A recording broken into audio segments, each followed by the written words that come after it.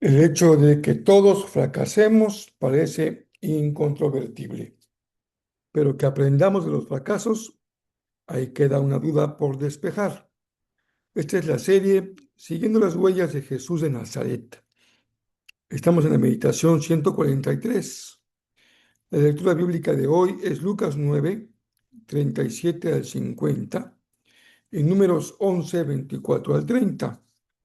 Esta meditación corresponde al viernes 17 de julio y tiene como tema Jesús y el fracaso. Yo soy Rafael Pola y todos sean muy bienvenidos.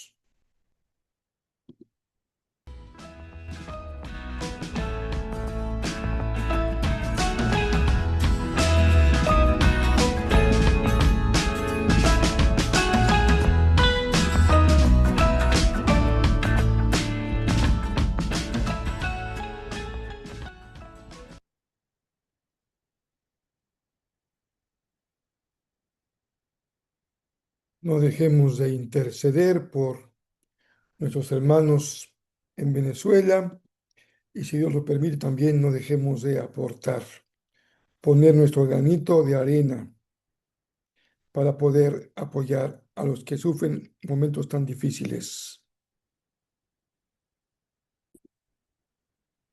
Muchos lugares en los cuales podemos cooperar, así que busquemos el más cercano, el más adecuado, el más confiable y oremos.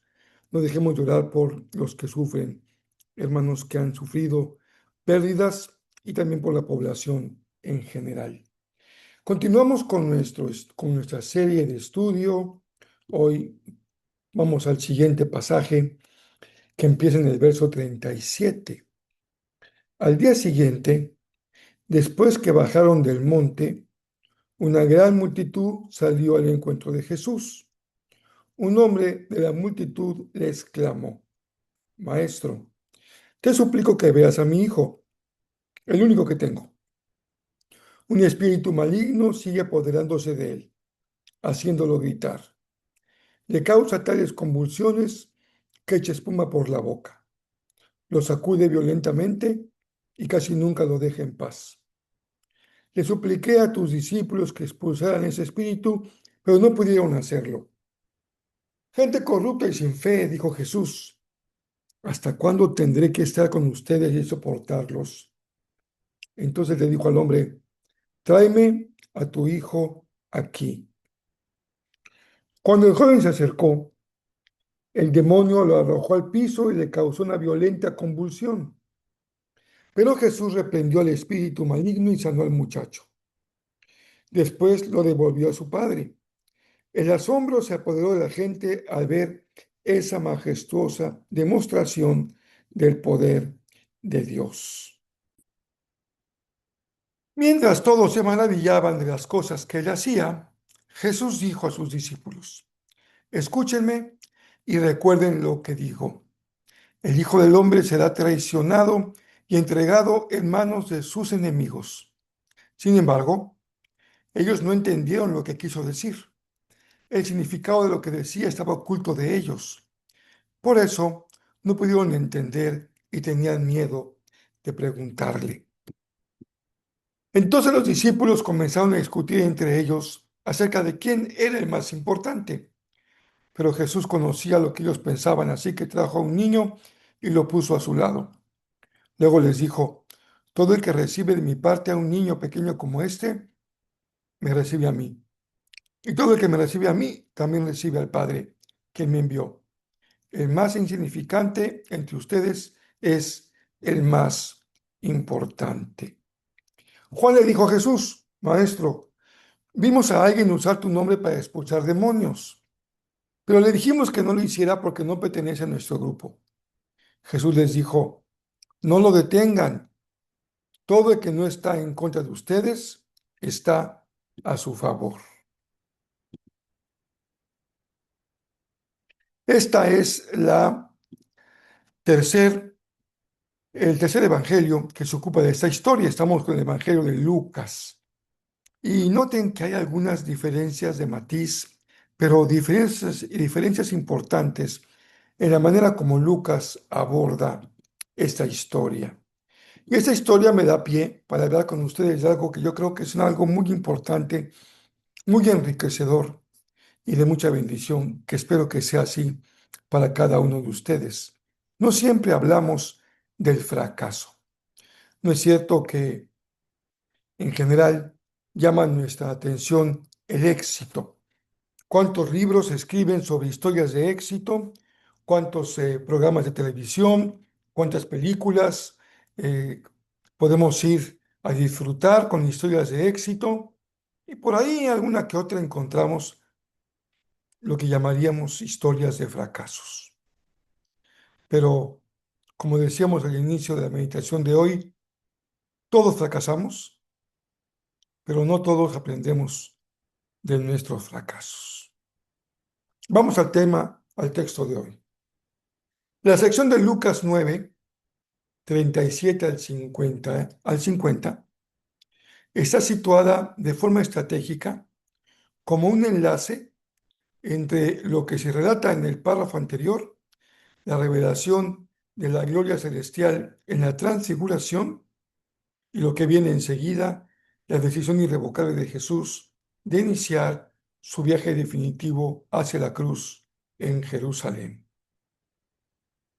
Lucas no se limita a registrar una crónica de milagros y dichos, como la transfiguración, sino una profunda enseñanza sobre lo que es la misericordia, la soberanía divina y la redefinición, la explicación clara de lo que es un discípulo a través de la confrontación directa con el fracaso de los seguidores de Jesús, de sus discípulos. El párrafo es también una forma muy clara de describir el fracaso que ellos vivieron, porque los discípulos de ayer y los discípulos de hoy, de hecho, tenemos fracasos, aunque nos resulte difícil hablar de ellos. Lucas señala que el joven atormentado de este espíritu maligno es hijo único, solamente Lucas lo menciona. Esa es una verdadera tragedia social y económica de acuerdo al contexto de vida del mundo antiguo. Quien perdía a un hijo único estaba destinado a la extinción de su nombre familiar y al desamparo absoluto de los progenitores. No había quien se ocupara de ellos. El clímax del relato se alcanza cuando el texto señala que Jesús le devolvió al joven a su padre ya sano. La liberación en este texto se ve con mucha claridad. No es solo una curación física individual. La frase que utiliza Lucas, le devolvió el niño a su padre, se refiere a una restitución. No solamente liberación, sino restitución. Es devolverlo al seno de su hogar, devolverlo al rol que ocupa en su hogar y devolverlo a un futuro para la familia y para él. Esta fue la primera de las fallas, de los fracasos de los discípulos, su ineficacia para sanar a ese jovencito. Mientras que Marcos concluye este episodio dirigiendo la mirada hacia el interior del grupo, Jesús habla con ellos sobre la oración y el ayuno. Lucas lo hace de manera abierta hacia la multitud, porque el pasaje culmina con la expresión de asombro generalizado por la grandeza y la majestad de Dios. Para Lucas, vean cómo esto es tan importante. El milagro no se queda en el milagro mismo, no se queda en el joven sanado, sino remite directamente al Padre. La gente reconoce el poder y la gloria de Dios. Y Lucas introduce, después de este párrafo, el segundo anuncio de Jesús sobre la pasión. El evangelista utiliza una expresión que significa que Dios mismo ha velado temporalmente el entendimiento de los discípulos cuando no entienden lo que Jesús dice.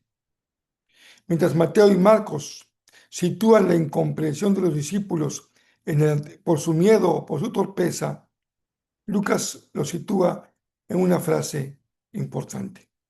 Todavía no ha llegado el tiempo para que ellos entiendan. Todavía no es el tiempo para ellos. La cruz, sin duda, es un contrasentido absoluto para la mentalidad de la época en que no se puede digerir esa enseñanza antes de tiempo. El velo de la cruz, fíjense ustedes, solo caerá de los ojos de sus discípulos de manera retrospectiva, es decir, entendiendo lo que ya sucedió, cuando el resucitado realice el movimiento inverso en el camino de Emaús. Aquí los ojos de los discípulos están velados, pero en el camino de Emaús sus ojos se abrirán y también el entendimiento de los discípulos respecto a Jesús. Y aquí estamos frente al segundo fracaso de los discípulos. En los relatos paralelos de Mateo y Marcos, Jesús interroga a los discípulos para evidenciar sus fallas, pero Lucas indica que Jesús leyó la interioridad humana de manera directa y sin mediación de palabras. Él sabía lo que pensaban. Pero esta frase nos lleva hasta el Antiguo Testamento, porque en el Antiguo Testamento se reserva en exclusiva para el Señor, para Yahvé, la capacidad de sondear corazones y los pensamientos más íntimos del ser humano, como dice el Salmo. Enseguida se presenta una disputa entre los discípulos respecto a quién será el más importante en el reino. Lucas añade una máxima clave al declarar que el que es más pequeño entre todos es el más grande. Esta afirmación introduce un principio clave del reino. Se llama el principio de la inversión de valores, muy presente en el Evangelio de Lucas. Es decir, lo pequeño es lo más importante. No entenderlo, no discernirlo, ir en contra de ello, es el tercer error de los discípulos. Los niños de los que habla Jesús carecían de estatus, de derechos, de capacidad productiva. Dependían por completo de la benevolencia de los adultos. Al colocar al niño en el centro y exigir su acogida, Jesús no propone una actitud infantil para sus discípulos, sino una reubicación radical.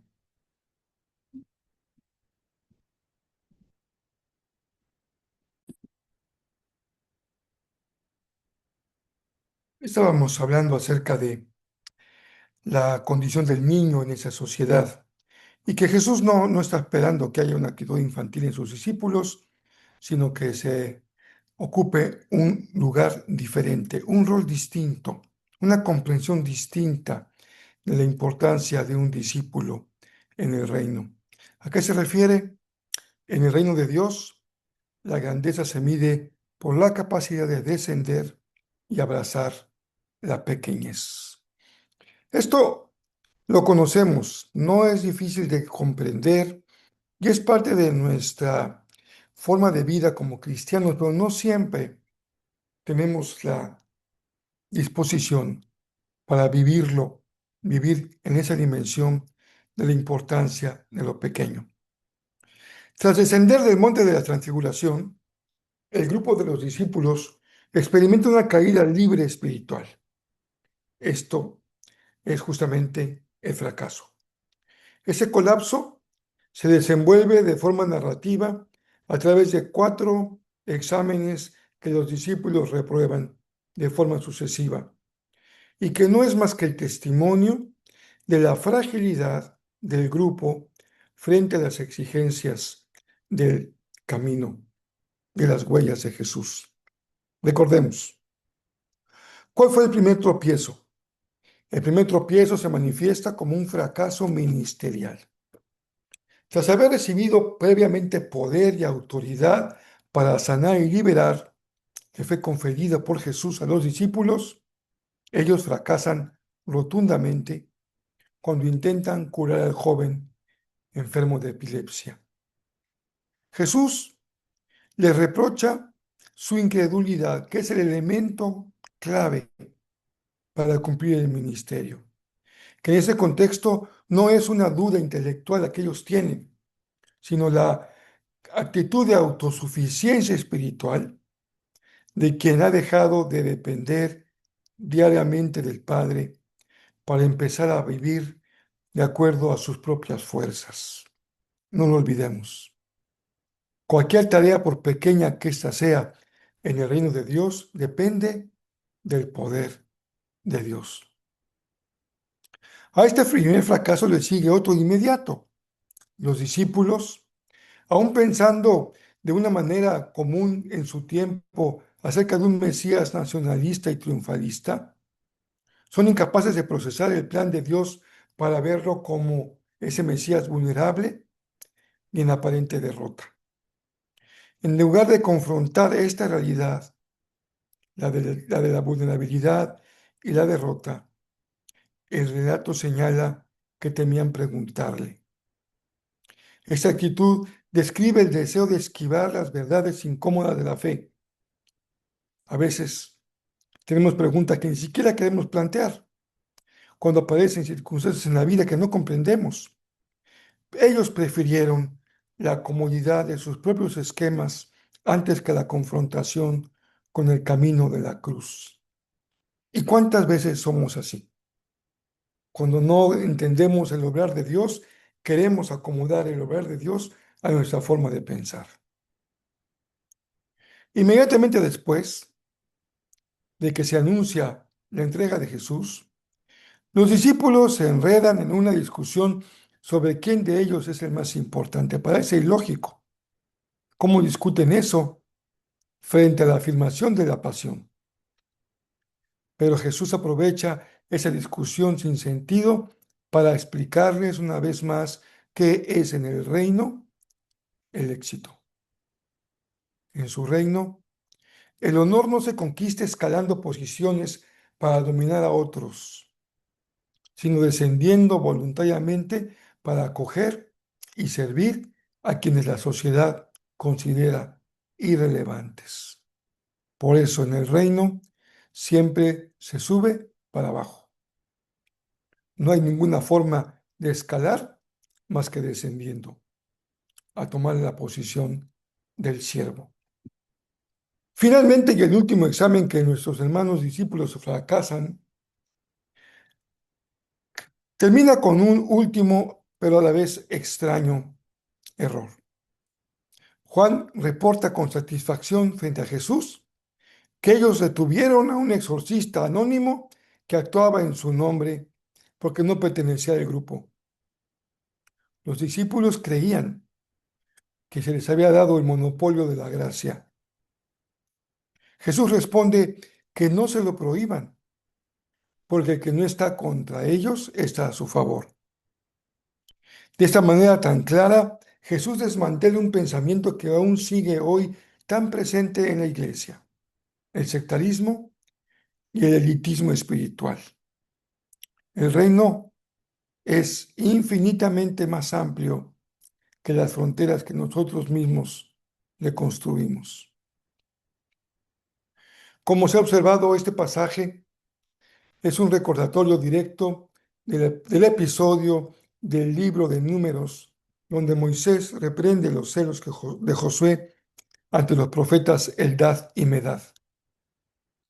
Ellos profetizaban fuera de la tienda oficial y Josué se molesta y se incomoda. Pero desde el antiguo pacto, la gracia y el espíritu actúan libremente cuando hay una necesidad humana y el bien realizado por otros no debe ser motivo de celo, de molestia, sino de alegría y colaboración, nunca de competencia o de exclusión.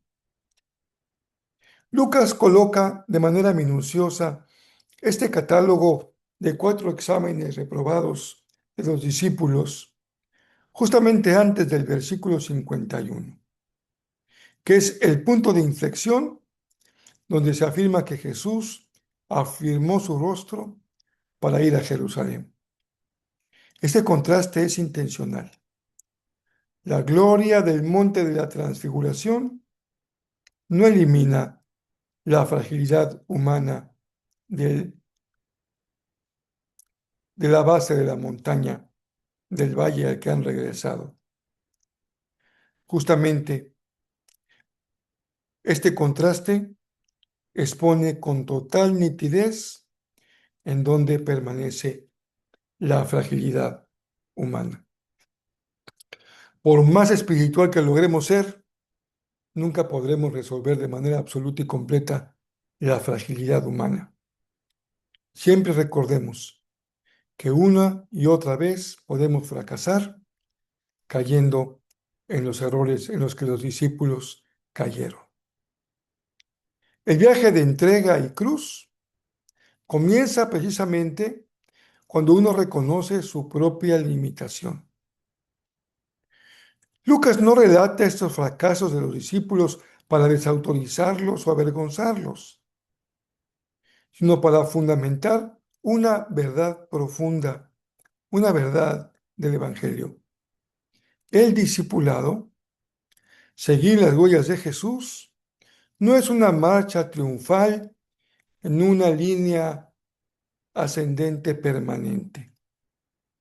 No se trata de la marcha de héroes perfectos, sino de una vida real con éxitos y fracasos, en donde cada error, cada caída, se convierte en el espacio fundamental de aprendizaje.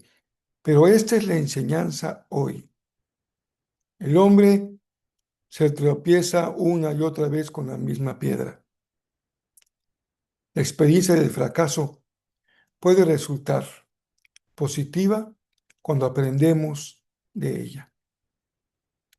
Como bien sintetizó el pedagogo John Dewey, el único verdadero error es aquel del que no aprendemos nada.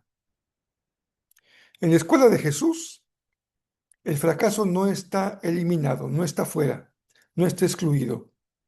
El fracaso está presente y es asumido y es redimido por la gracia, que es el aula indispensable donde se forja, se forma el verdadero testigo del reino, el verdadero discípulo de Jesús. Déjenme recordarles el pasaje de Números 24 al 30. Así que Moisés salió y comunicó al pueblo las palabras del Señor junto a los 70 ancianos y los colocó alrededor del tabernáculo. Después, el Señor descendió en la nube y le habló a Moisés. Entonces les dio a los 70 ancianos del mismo espíritu que estaba sobre Moisés. Y cuando el espíritu se posó sobre ellos, los ancianos profetizaron. Pero esto nunca volvió a suceder.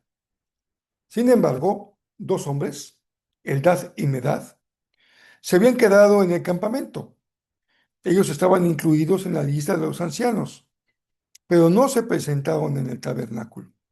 Aún así, el Espíritu también se posó sobre ellos y profetizaron allí en el campamento. Un joven corrió y le informó a Moisés: Eldad y Medad están profetizando en el campamento. Entonces Josué, hijo de Nun, que era ayudante de Moisés desde su juventud, protestó: Moisés, mi señor, deténlos. Pero Moisés respondió: ¿estás celoso por mí? Ya quisiera que todos los del pueblo del Señor fueran profetas y que el Señor pusiera su espíritu sobre todos. Entonces Moisés regresó al campamento con los ancianos de Israel. ¿Qué les parece? Les dejo, esta es la frase memorable del filósofo John Dewey. El único verdadero error es aquel del que no aprendemos nada. Les dejo un abrazo muy cariñoso y por aquí nos encontramos, si el Señor lo permite, en la próxima meditación.